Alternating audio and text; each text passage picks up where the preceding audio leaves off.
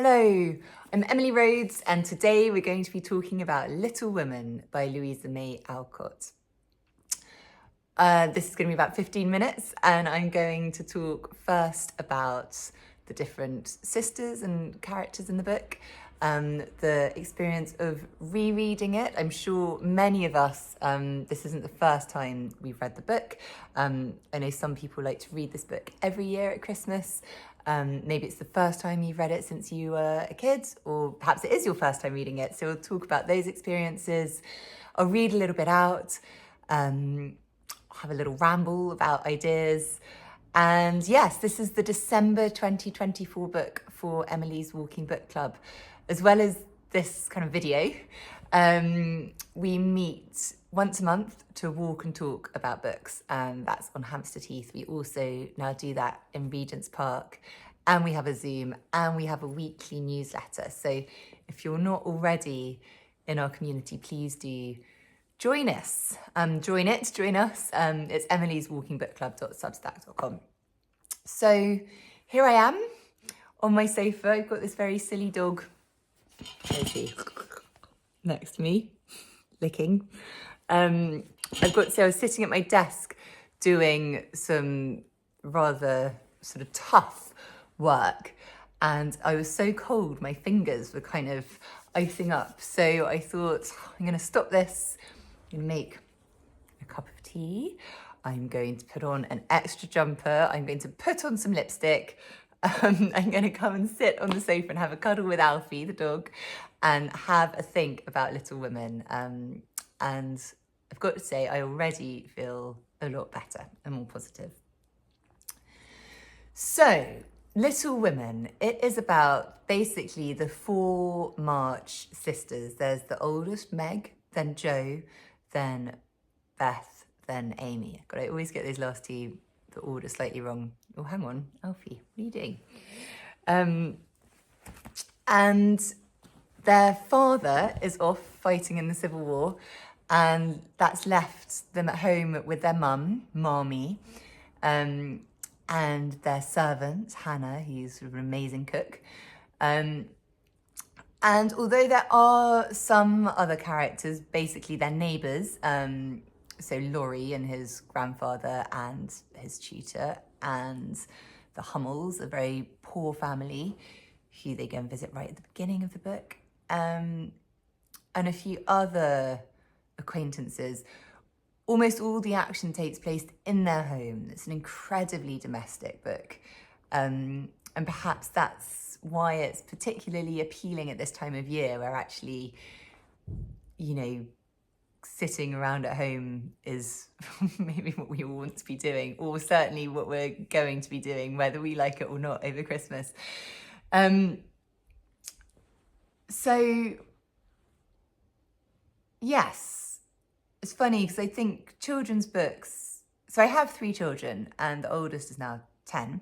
She's just read this book, and hopefully she'll come on the walk, and I think she did enjoy it, but I don't think she found it that exciting. And children's books today, I mean, it'd be interesting to know whether we'd class this as a children's book or not. I think it was one of the first, you know, supposedly one of the first children's classics. And,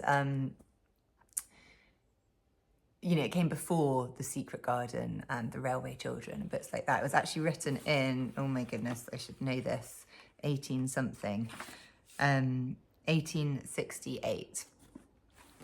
So it's really old. And things have come on a lot since then in the world of kids' books and young adult books. And so many kids' books today are sort of so exciting. You know, they're off on adventures. I don't know if you might have joined us last Christmas when we discussed The Dark is Rising, another children's book written, God, I think it was in the 70s. But that is a kind of quest of good versus evil. You know, there's a feeling of a lot being at stake and sort of battles and adventures, and sort of none of that is in this book, really, in that term, in terms of sort of adventures in the world. Really, I think there are adventures here, and there is definitely the feeling of good versus evil, but it's in a very domestic context. It's funny rereading this book and the things that one that one doesn't remember. I totally had forgotten all the stuff about Pilgrim's Progress, which is like really central to the book. And I can only think it's because when I read it as a, however old I was, 11 or 12-year-old, I was completely uninterested in this Pilgrim's Progress. What book's that? Who cares? I didn't need this kind of moralizing thing. Similarly, all the kind of bits where you have to learn your lesson just passed me by because I wanted to know what happened when they went ice skating, or, if Beth's going to be okay, or, the sort of dramas of everyday life, I think were exciting enough for me to feel very driven by it. And my experience of reading it, and reading it as an adult, I definitely think more about the moral framework of the book, I suppose, and the sort of strong lessons that are being imparted. One of which I do actually remember and did land with me then and continues to land with me now, is this idea that you have a moral flaw within you, and you must do your best to conquer that. And basically that's what the four girls do. They kind of recognize what's wrong with them and are trying to really work hard to better themselves and become really good little women to please basically their dad and their mum. And I suppose God, there's very much this feeling of goodness and heaven and all of that. So I don't know what you think about that. Do we all, yes, we are human, we're flawed. That's kind of part of it. And I think maybe it is quite helpful to accept that we have something within us that is a flaw, and our job is to work hard against that, I suppose. Although I can't kind of wholly give myself to that. And I'm just going to read a bit out to sort of explain why. So quite early on in the book, to give you a bit of context, oh my God, which one is it? Amy has done this awful thing. She's the younger sister, and she has destroyed the book that Jo has been writing for ages. And Jo is completely, rightfully devastated. And then Jo goes off ice skating with Laurie to kind of put herself in a better mood. And Amy sort of tags along, thinking, and partly advised by the mum, if you go along and you catch Jo when she's in a good mood and you do something kind to her, she'll forgive you. But Laurie discovers that the ice is very thin in the middle, and so says, stay by the edge. But of course, Amy doesn't hear that, and she goes into the middle, and the ice cracks, and they do rescue her. But there's this awful moment where Jo really asks herself, God, I was so angry with her and she could have died, and then what would I have done? And they forgive each other. And then this is the bit I'm going to read out. Jo's mum says, so Jo's mum, the mother, it's like the mother. Okay. Oh, right. So Jo is talking about how angry she gets. She says, you don't know and you can't guess how bad it is. It seems as if I could do anything when I'm in a passion. I get so savage, I could hurt anyone and enjoy it. I'm afraid I shall do something dreadful someday and spoil my life and make everybody hate me. Oh, mother, help me, do help me. I will, my child, I will. Don't cry so bitterly, but remember this day and resolve with all your soul that you will never know another like it. Jo, dear, we all have our temptations, some far greater than yours, and it often takes us all our lives to conquer them. You think your temper is the worst in the world, but mine used to be just like it. Yours, mother? Why, you're never angry. And for the moment, Jo forgot remorse in surprise. I've been trying to cure it for 40 years and have only succeeded in controlling it.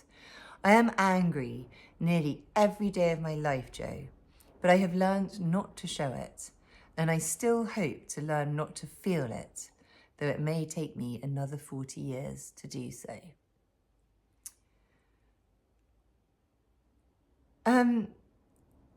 I feel very shocked by that.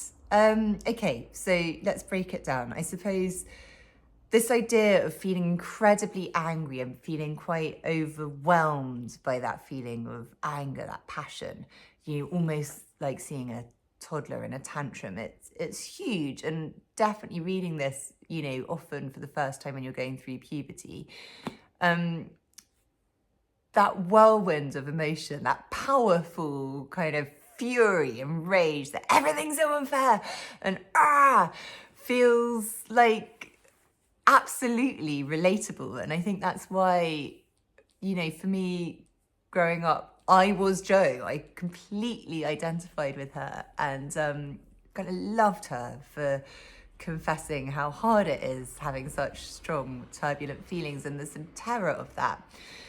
But then when the mother, who is just so annoyingly perfect in the whole book, she's so nice and she's so good and she's so kind of sanctimonious. Reading this as a 41-year-old mother, she's a much tougher role model to have than Jo.